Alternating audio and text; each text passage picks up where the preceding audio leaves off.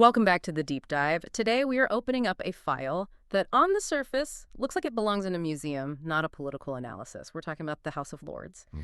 And I think for most of us, if you close your eyes and picture it, you get a very specific, a very theatrical image. You see the red robes, the gold throne, the ermine fur. It feels like a relic frozen in amber. It absolutely does. It Huh. screams Downton Abbey, not modern democracy. Exactly. But here's the thing that hooked me in the research packet for today. That visual is a bit of a trick. If you actually look at the mechanics, the engine under the hood, the story of the modern House of Lords isn't about static tradition. It's actually a pretty violent story of conflict, constitutional crisis, and a really aggressive shift in how power works. Up a bait and switch. You come for the pageantry, but the real story is about a street fight for political survival. So that is our mission for this deep dive. We want to understand why and how the House of Lords transformed from a body that could essentially rule the country to a body that can only, well, review. Because when you peel back the layers, you realize this change wasn't accidental. It wasn't a gentleman's agreement over tea where everyone just decided to be nice to each other. No, it was a brawl. And to understand the House of Lords today, why it looks so weird but acts so specifically, you have to understand the moment the old world broke. So let's start at that breaking point. The sources describe the British Constitution for a long time as running on convention. Now, for those listening who aren't constitutional scholars, which I assume is most of us, how do we define convention in this context? Think of convention as just the vibes. There were no written rules saying the House of Lords couldn't stop the House of Commons. Okay. But the vibe, or the understanding, was that the Lords, the unelected aristocrats, shouldn't push their luck too hard against the Commons who were, elected by the people. So it was a gentleman's agreement. We have the power to stop you, but we probably won't use it. Precisely. It's like waiting in a queue. There's no law saying you can't cut in line, but if you do, society breaks down. The Lords had the authority of history, and the Commons had the growing confidence of democratic legitimacy. And as long as they didn't crash into each other too hard, the system worked. Until it didn't. Until it didn't. And this is where we have to talk about the early 20th century. The sources highlight a specific moment, around 1909 to 1911, where this system of just muddling along completely crashed. This is the people's budget, right? I saw that phrase popping up a lot in the reading. That's the one. 1909, you have a liberal government in the Commons that wants to pass a very radical budget. They wanted to tax land and tax the wealthy to pay for social welfare programs. Now, traditionally, by that convention we talked about, the House of Lords did not touch money bills. You just don't mess with the budget. Which makes sense. If you're the government, you need money to operate. If someone cuts off your credit card, you aren't really the government anymore. Yeah. You're just a debating club. You are. But the Lords, who were mostly conservatives and mostly landowners, looked at this budget and felt personally attacked. They didn't just see a tax, they saw an existential threat to their wealth and status. So they broke convention. They broke it. They vetoed the budget. They cut off the supply. So this moves from a political disagreement to a full-blown constitutional crisis. The question becomes, who actually runs this place? That was the critical question. Can an unelected chamber veto the core program of an elected one? I mean, if the answer is yes, you don't live in a democracy. You live in an oligarchy. It's a great question, because if they can stop the money, they can stop the government. So the system is broken, the vibes have failed. Now, looking at this with a modern brain, my instinct would be, okay, burn it down, abolish the Lords. Why didn't they just get rid of it right then and there? That's the fascinating twist. There were absolutely people who wanted to abolish it. But the system and the prime minister at the time made a very sophisticated, a very distinct choice. They decided they didn't want to lose the function of a second chamber. That second pair of eyes. They just wanted to declaw it. They chose to separate legitimacy from authority. Let's break those two terms down, because that sounds like political science jargon, but the source material suggests is actually the key to the whole thing. It is. So legitimacy is the right to decide. It says, I am in charge because the people voted for me. Right. That was anchored 100% in the Commons. But authority, in terms of wisdom, checking the details, pausing for thought, they wanted to keep that in the Lords. They wanted the expertise without the dominance. So how do you legislate that distinction? I mean, how do you write a law that says you can look, but you can't touch? You pass the Parliament Act of 1911. This is the holy grail of British constitutional law regarding the Lords. Okay. It did two massive things. First, it said the Lords can never, ever touch a money bill again. If it's about the budget, the Lords have zero power. Okay, so the credit card is safe. The government can pay the bills. Credit card is safe. Second, and this is the genius move, it took away their absolute veto on other laws. Before 1911, the Lords could say no forever. Right. After 1911, they could only say no for a couple of years. It became a suspensory veto. Basically, a delaying power. Exactly. They can say not yet, they can say think about it again, but they cannot say never. If the Commons insists, the Commons eventually wins. I want to pause on the mechanics of how they actually passed that law, because this is the part of the story that feels like a movie script. If the Lords had the power to veto everything, surely they would just veto the law that took away their veto. It feels like a catch-22. It was a high-stakes game of chicken. The Liberal government went to the king, George V, and said, "We need you to agree to a threat." A threat. Yes. The king agreed that if the Lords refused to pass the act to limit their own power, he would create hundreds of new Liberal peers. Just flood the chamber. Flood it. He would appoint enough new guys to drown out the old conservatives. That is a brutal threat. It's basically saying, pass this law that weakens you, or we will dilute your prestige and your voting power until you are irrelevant. And the Lords folded. They passed the act to save their dignity, even though it cost them their power. And that is the moment the House of Lords shifted from a ruling chamber to a reviewing chamber. Okay, so that solves the crisis of 1911. We have a chamber that can review and delay, but not rule. But that creates a new problem, doesn't it?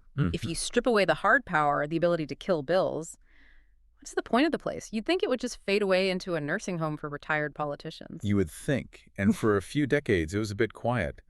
But the sources point out that the Lords didn't die. They pivoted. This is the survival and adaptation phase of our outline. Right, because if you can't be the no guys, you have to be the yes but guys. Exactly. They leaned into the one thing the House of Commons is really bad at. Detail. Scrutiny. Patience. Describe the difference in atmosphere, because I think that helps clarify the role. The Commons is rowdy, right? We've all seen the clips. It's shouting matches and prime minister's questions. The Commons is theater. It's adversarial. It's rushed because the government is always trying to get things done before the next election. The Lords, well, it's quieter. It's slower. Quieter. There is technically no time limit on speeches in the Lords. No time limit. That sounds dangerous for a room full of people who like to talk. It can be, but it means they can actually go line by line through a piece of legislation. And this is where we get to the modern job description of the Lords. They aren't trying to stop the government's agenda. They are trying to fix the government's homework. The sources mention select committees. Can you explain what those are? Because that sounds like the engine room of this place. So a select committee is a small group of peers who form a team to investigate a specific topic: science and technology, the Constitution, international relations. And because they aren't worried about getting reelected, they can look at long-term problems that politicians in the Commons just ignore. So while the Commons is worried about the headlines for tomorrow, the Lords are writing a report on, say, the ethical implications of artificial intelligence in 2035. Precisely. They do the deep work, and they do the unsexy work of technical amendments. Let's say the Commons passes a hasty bill on transport because they want to look tough on traffic. Okay. The Lords will look at Clause 14, subsection B, and say, wait a minute, the way this is written, it technically makes it illegal to ride a bicycle on a Tuesday. You didn't mean that, did you? And they send it back to the Commons. They send it back. It's called ping pong. Ping pong. That's the official term. The bill goes back and forth between the chambers. The Lords suggest an amendment. The Commons accepts or rejects it, sends it back. It just continues until the wording is right. But this relies on the people in the room actually knowing what they're talking about. If it's just a bunch of aristocrats who have never held a job, how do they spot a flaw in a transport bill? And that is the crucial question. This brings us to the second big revolution. And this is arguably as big as the 1911 crisis. Yeah. It's the Life Peerages Act of 1958. 1958, so we're jumping forward about 50 years. What changed? Before 1958, a peerage was usually hereditary. You got it, your son got it. 1958 introduced the concept of the life peer. Right. You get the title, you get the seat in the Lords, but when you die, the title dies with you. It doesn't go to your kids. Which completely changes the hiring criteria. Totally. Suddenly, you don't need a bloodline. You can appoint experts. And this is why the modern House of Lords looks the way it does. The source material gives some great examples. You have former chiefs of defense staff. You have ex-heads of MI5. You have professors of medicine, former high court judges. So it shifted from who are your parents to what do you know? In many ways, yes. It became a chamber of experts. If you were debating a bill on pandemic preparedness, you might literally have the guy who ran the vaccine task force sitting on the red benches.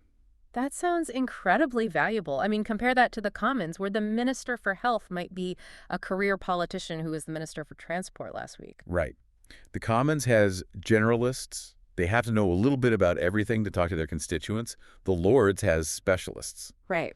And that creates this interesting dynamic where the Lords can say to the government, we aren't blocking you because we disagree with your politics. We are blocking you because we know more about this subject than you do, and you're making a mistake. But let me play devil's advocate here, because the source material doesn't paint this as a utopia. It mentions that this shift to appointees has a dark side. It does. It's not just Nobel Prize winners, is it? No, and we have to be honest about that. It's also filled with failed politicians from the Commons. It's filled with big donors to political parties. You scratch my back, I give you a life peerage. Right, the cronyism accusation. It's often used as a retirement home for friends of the prime minister. It is a valid critique. Huh. For every brilliant scientist, there might be a party loyalist who just needed a fancy title. And that brings us to the unresolved tension that the reading emphasizes. We have created a weird hybrid monster. A hybrid. It's a hybrid of ancient history and modern technocracy. We still have 92 hereditary peers. Wait, there are still hereditary peers. I thought you said they got rid of them. They got rid of most of them in a major reform in 1999.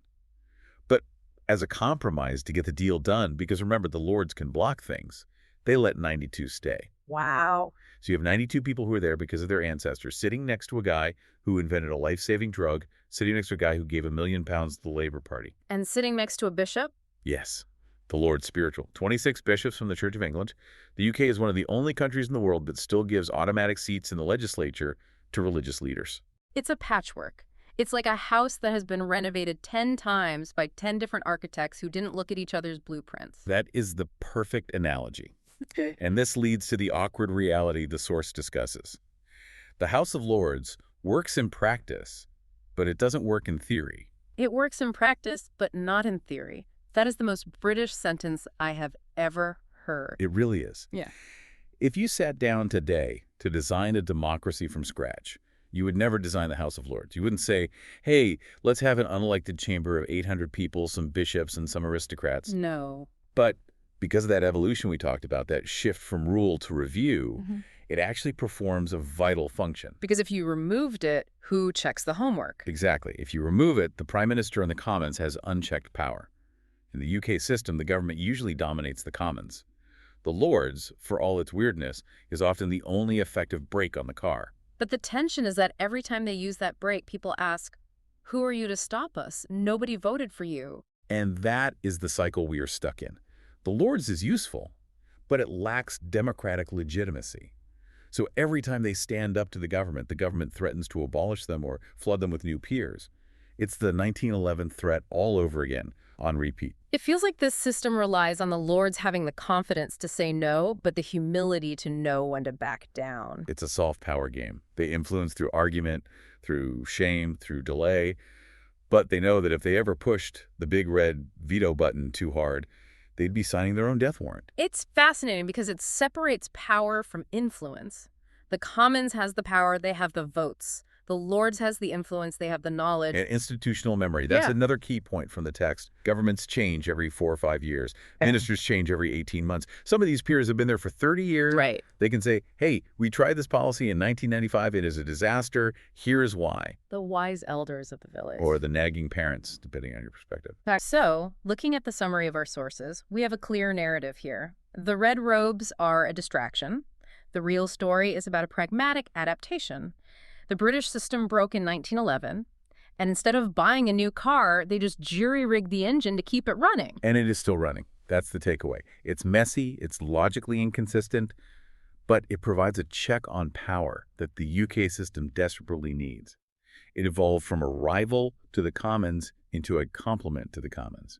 Before we wrap up, there was one final provocative thought in the source material that stuck with me. It was about the moral conscience of the nation. Yes. This is the thought experiment for the listener. We often look to the Lords to speak up on moral issues, refugees, human rights, end-of-life care. We expect them to be the ethical conscience because they are above the fray of elections. They don't have to pander to voters. But structurally, as we've learned, they're just the copy editors. They are there to check the spelling and the grammar of the laws. Right. We treat them like the guardians of the nation's soul, but we design them to be the checkers of the fine print. And the question the source leaves us with is it fair or even safe to outsource our national conscience to a group of unelected appointees? That is a heavy question. Because on one hand, you want someone to stand up for the little guy or the minority view. But on the other hand, if the commons is the will of the people, and the will of the people is sometimes angry or short-sighted, then you need someone to say, wait. But in a democracy, who has the right to say, wait? The Lords claims that right based on experience, not votes. And whether you think that's a good thing or a bad thing probably depends on whether you agree with what they are saying wait to. something to mull over the next time you see a headline about the Lords delaying a controversial bill. It's not just stubbornness, it's a very specific, very calibrated constitutional dance. That dance has been going on for over 100 years. Thank you so much for guiding us through the mechanics of this. It really helps to see past the pageantry. My pleasure. It's always fun to look under the hood. And to you, listening, thanks for being here. Hopefully next time you see those red robes, you don't just see a relic, you see a survival strategy in action. That's it for this deep dive. We'll see you next time.